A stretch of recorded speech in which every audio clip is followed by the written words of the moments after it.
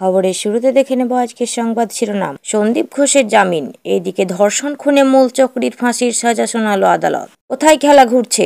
কেন 90 দিনেও সন্দীপের বিরুদ্ধে চার্জশিট দিতে পারল না সিবিআই? সিবিআই ঠিক পথে তদন্ত করছে না, প্রমাণ পাওয়া গেল। সন্দীপ জামিন পেতেই ফুঁসছে উঠলেন তিলোত্তমার বাবা মা। বিক্রি হয়ে যাচ্ছে আস্ত রাইটার্স বিল্ডিং, কে কিনছে? উঠল বড় প্রশ্ন।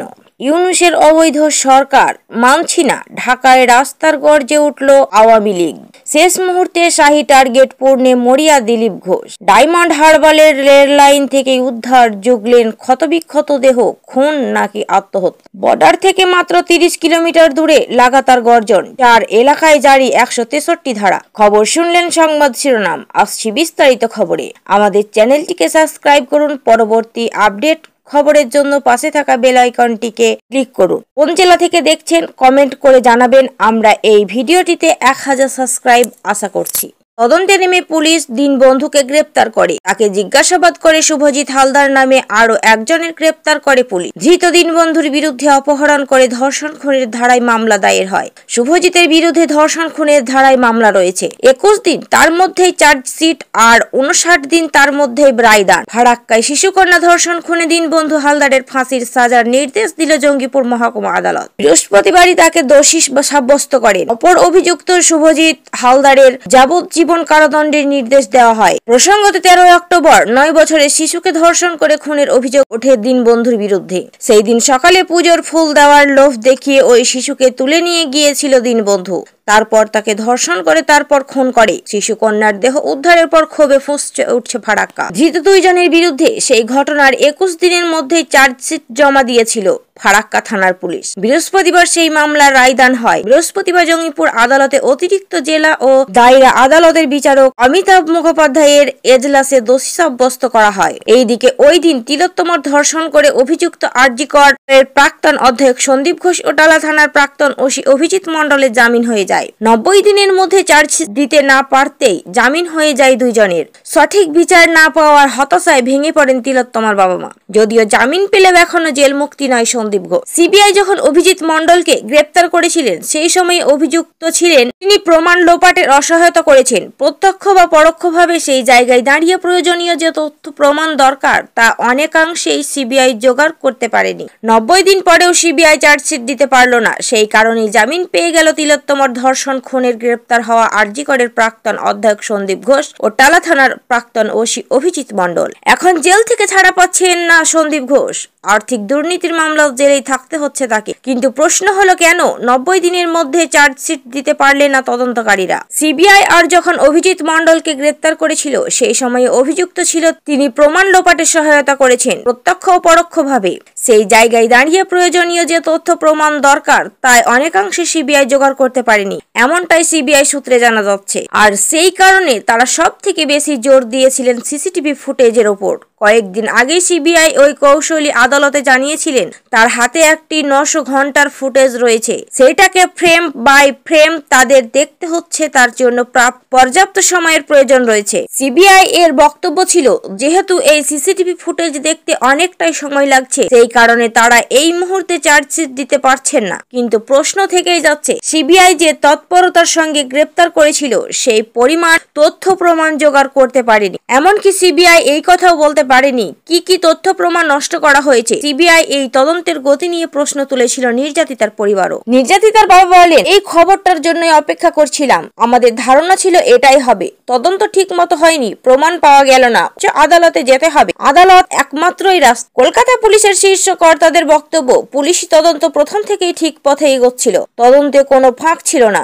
সিভিক ভলান্টিয়ারের ট্রায়াল এখন মধ্য পর্যায়ে। টালা থানার প্রাক্তন ওসিকে যেই কারণে গ্রেপ্তার করা হয়েছে তাতে কলকাতা পুলিশের বক্তব্য সিবিআই যে দাবি করেছিল ফেক ডিজি অর্থাৎ অভিজিতের মাধ্যমে জাল নথি তৈরি করা হয়েছে, সেই ক্ষেত্রে একটা ডিপার্টমেন্টাল এনকোয়ারি অর্থাৎ বিভাগীয় তদন্ত হতে পারে, বিভাগ তাকে শাস্তি দিতে পারে, কিন্তু এই ধরনের অভিযোগে গ্রেপ্তার করা যায় না। সিবিআই এর ভূমিকা নিয়েও প্রশ্ন তোলেন তিনি। বলেন, ওরা যে তদন্ত ঠিক পথে করছেন না তা প্রমাণ পাওয়া গেল, উচ্চ আদালতে যেতে হবে এই এইবার ক্ষোভ প্রকাশ করেছেন চিকিৎসক সংগঠনের নেতা উৎপল বন্দ্যোপাধ্যায়। 90 দিন কাটলেও চার্জশিট দিতে পারেনি সিবিআই। তিলোত্তমার খুন ধর্ষণ কাণ্ডে অবশেষে জামিন পেয়ে গিয়েছেন আর.জি. কর মেডিকেল কলেজের প্রাক্তন অধ্যক্ষ সন্দীপ ঘোষ। জামিন পেয়েছেন টানাথালার প্রাক্তন ওসি অভিজিৎ মণ্ডল। এই খবর সামনে আসতেই ক্ষোভে ফেটে পড়েছেন তিলোত্তমার বাবা মা। মিমি নিউজ রীতিমতো হতাশ প্রকাশ করতে দেখা যায়। তিলোত্তমার বাবা মা বলেন, খুবই দুঃখজনক ঘটনা, তবে আমরাও ভাবছিলাম এমনটা হতে পারে, কারণ সিবিআই এর আগে লিখে দিয়েছিল সন্দীপ ঘোষ ও অভিজিৎ মণ্ডলের বিরুদ্ধে 90 দিনের মধ্যেই যা করার করব। তদন্ত যে ঠিক মতো হয়নি তার প্রমাণ তো পাওয়াই গেল। সিবিআই এর উপর এইবার হতাশ হয়ে পড়েছি। আমরা আদালতে যাব, আদালত ছাড়া তো আমাদের কাছে কোনো রাস্তা খোলা নেই। কলকাতার অন্যতম হেরিটেজ প্রায় 250 বছরের পুরনো সেই ভবন সংস্কারের কাজ কতদূর এগোলো, আর কি কখনো সেইখানে দফতর নিয়ে ফিরবেন মমতা? রাইটার্স বিল্ডিং নামটার সঙ্গে জড়িয়ে আছে কলকাতার অনেক অতীতের স্মৃতি আঁকড়ে শহরের বুকে এখনো দাঁড়িয়ে আছে লাল রঙের সেই ভবন। একসময় রাজ্য সরকারের প্রধান দপ্তর হিসেবে থাকা এই ভবনে বহু বিশিষ্ট ব্যক্তি এসেছেন বিভিন্ন সময়। এই ভবন থেকেই রাজ্য চালিয়েছেন জ্যোতি বসু, বুদ্ধদেব ভট্টাচার্যরা। কিন্তু মমতা বন্দ্যোপাধ্যায় মুখ্যমন্ত্রী হওয়ার পর সরকারের দপ্তর সরে যায় নবান্ন। কথা ছিল নতুন ভাবে সাজানো হবে রাইটার্স বিল্ডিং কে। এইবার সেই ভবন নিয়ে উঠল প্রশ্ন তুললেন বিজেপি নেতা অর্জুন সিং। প্রায় 11 বছর কেটে গিয়েছে রাইটার্স বিল্ডিং ছেড়েছেন মমতা। বর্তমানে নবান্নের 14 তলায় বসেন তিনি। সরকারি দফতর সরিয়ে নেওয়ার পর রাইটার্স বিল্ডিং এ কাজও শুরু হয়েছিল। কলকাতার অন্যতম হেরিটেজ প্রায় 250 বছরের পুরনো সেই ভবন সংস্কারের কাজ কতদূর এগোলো, আর কি কখনো সেইখানে দফতর নিয়ে ফিরবেন মমতা? সেই প্রশ্নই তুলেছেন অর্জুন সিং। তার দাবি, রাইটার্স বিল্ডিং বিক্রিও হয়ে যেতে পারে। তার সন্দেহ, শুধু রাইটার্স বিল্ডিং নয়, আলিপুর জেলও বিক্রি হয়ে যেতে পারে। শুক্রবার সাংবাদিকদের মুখোমুখি হয়ে অর্জুন সিং বলেন, আজ 11 বছর হয়ে গেল, রাইটার্স বিল্ডিং আজ পর্যন্ত ঠিক হলো না। 1.5 বছর ধরে পুরো বন্ধ কাজ। এরপরই অর্জুন প্রশ্ন তোলেন, এই সম্পত্তিটা কি বেচে দেওয়ার চক্রান্ত চলছে? কাকে দেবেন? গোয়েন্দাকে দেবেন? নেউটিয়াকে দেবেন?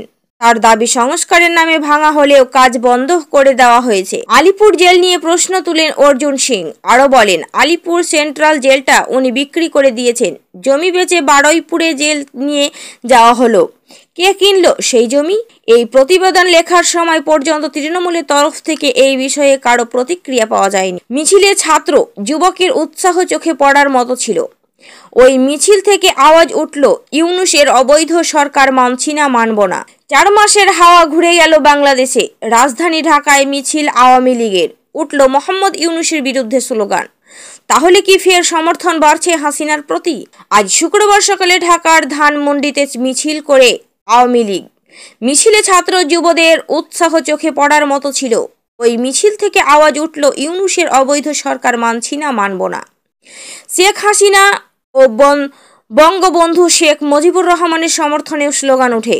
এই মিছিলের পরেই প্রশ্ন উঠেছে, তাহলে কি ফের সংগঠিত হয়ে উঠছে বাংলাদেশ আওয়ামী লীগ? 5ই আগস্ট প্রধানমন্ত্রী পদ থেকে শেখ হাসিনার ইস্তফা দিয়ে দেশ ছাড়া এবং আওয়ামী লীগের সরকারের পতনের পর মোহাম্মদ ইউনূসের নেতৃত্বে তৈরি হয় অন্তর্বর্তী সরকার। আর আওয়ামী লীগের সরকার পতন হতেই শুরু হয় ব্যাপক ধরপাকড়। আওয়ামী লীগের সদর দপ্তরে হামলা, আগুন লাগিয়ে দেওয়া হয়। একাধিক আওয়ামী লীগের নেতাকে হত্যার অভিযোগ উঠেছে। তবে আজকের মিছিলের পর অনেকেরই মনে প্রশ্ন, ভয় কাটিয়ে আবার কি পথে নামছে আওয়ামী লীগ? শুক্রবার তিনি জলপাইগুড়ি জেলা জুড়ে সদস্য সংগ্রহ অভিযানে নেমেছেন। এই দিন সকালে তিনি যান জলপাইগুড়ি বাহাদুর গ্রাম পঞ্চায়েত। সেইখানে তিনি সভা করেন। এরপর সীমান্তবর্তী গ্রামে সদস্য সংগ্রহ অভিযানে নামেন। রাজ্যের বিজেপি সদস্যের টার্গেট পূরণ হয়নি বলেই কি শেষমেশ ময়দানে নামতে হলো দিলীপ? এই প্রশ্নের উত্তরে দিলীপের সাফ জবাব, টার্গেট পূরণ কমিটিরা করবেই। আমি সব সময় ময়দান থেকেই তাদের পাশে আছি। বিজেপি সূত্রে খবর, অমিত শাহের বেঁধে দেওয়া 1 কোটি সদস্য সংগ্রহের টার্গেট এখন পূরণ করতে পারেনি বঙ্গ বিজেপি। মেয়াদ বাড়িয়ে ইতিমধ্যে 31শে ডিসেম্বর পর্যন্ত করা হচ্ছে। লক্ষ্য পূরণে উত্তরবঙ্গকে হাতিয়ার করে শেষ লগ্নে ঝাঁপিয়ে পড়ছেন বিজেপি নেতারা। সেই পালে হাওয়া দিতে এই মুহূর্তে উত্তরবঙ্গ সফরের বিজেপির প্রাক্তন রাজ্য সভাপতি দিলীপ ঘোষ। এইখানে পরিবারের কি ভূমিকা রয়েছে তা খতিয়ে দেখছে ডায়মন্ড হারবাল। কথা বলা হচ্ছে পরিবারের সদস্যদের সঙ্গে। ঘটনায় শোকের ছায়া নেমেছে এলাকায়। এই দিন ময়নাতদন্ত হতে চলেছে বলে জানা যাচ্ছে। রেল লাইনের ধার থেকে উদ্ধার যুগলেন ক্ষতবিক্ষত দেহ। খুন নাকি আত্মহত্যা তাই নিয়ে বাড়ছে ধোঁয়াশা। চাঞ্চল্যকর ঘটনা ডায়মন্ড হারবার লাইনের নেতারা রেল ব্রিজের কাছে বৃহস্পতিবার রাতে দেহ দুটি উদ্ধার করে জিআরপি। পুলিশ সূত্রে খবর, মৃতদেহর নাম সাবির মোল্লা ও মরিয়ম খাতুন। প্রাথমিক তদন্তে পুলিশ জানতে পেরেছে তাদের মধ্যে প্রেমের সম্পর্ক ছিল। পুলিশ এও জানাচ্ছেন দুইজনের বাড়ি থানার দেউলার নাজরা এলাকায়।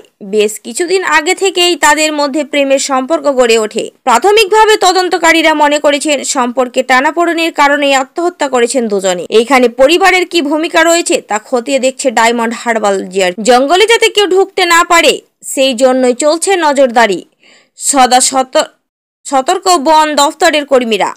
পাহাড়ায় চাকুলিয়া বন বিভাগ যে জঙ্গলে বাঘিনী ঢুকেছে সেইটি প্রায় 500 মিটার বিস্তৃত বলে জানা যাচ্ছে। কাঁপুনি ধরাচ্ছে জিন্নাত, বাড়ছে ভয়। শেষ পাওয়া আপডেট বলছে ঝাড়গ্রাম জেলার বর্ডার থেকে 30 কিলোমিটার দূরে রয়েছে বাঘিনী জিনা। তবে এখনো তাকে পাকড়াও করা যায়নি, চালানো যায়নি ঘুমপাড়ানি গুলি। তবে কোনো অপ্রীতিকর ঘটনা যাতে না ঘটে সেই কারণে লাগাতার প্রচার চালিয়ে যাচ্ছে বন দপ্তর জানাচ্ছেন ঝাড়খণ্ডের চাকুলিয়া রেঞ্জের চিয়ারবান্দির গ্রামের পার্শ্ববর্তী সোনাঝুরি জঙ্গলে দাপিয়ে বেড়াচ্ছে এই দামাল রয়েল বেঙ্গল টাইগার। এলাকায় সুরক্ষার কথা মাথায় রেখে ঘাটশিলার চিয়ারবান্দি, পান্দ্রাশলি, ধাদকা, হাড়বান্দা এলাকায় জারি হয়েছে 163 ধারা। কড়া প্রহরা জারি রাখার নির্দেশ দিয়েছে মহকুমা শাসক সুনীল চন্দ্র। যদিও তারপরেও কাটছে না উদ্বেগের মেঘ। জঙ্গলে যাতে কেউ ঢুকতে না পারে সেই জন্য চলছে নজরদারি। তবে সব থেকে বেশি উদ্বেগ বেড়েছে ঝাড়গ্রামে। কারণ যে জায়গায় এখন জিন্নাত ঘুরে বেড়াচ্ছে সেইখান থেকে ঝাড়গ্রাম মাত্র 30 কিলোমিটার দূরে। ওই দূরেই ঝাড়খণ্ড। আর উড়িষ্যা থেকে জিন্নাত পালিয়ে এলেও চিন্তা বাড়ছে বাংলা ঝাড়খণ্ডে। সতর্ক রয়েছে বন বিভাগ। এখন দেখার কবে খাঁচাবন্দি করা যায়। খবর শুনলেন আজ এই পর্যন্তই।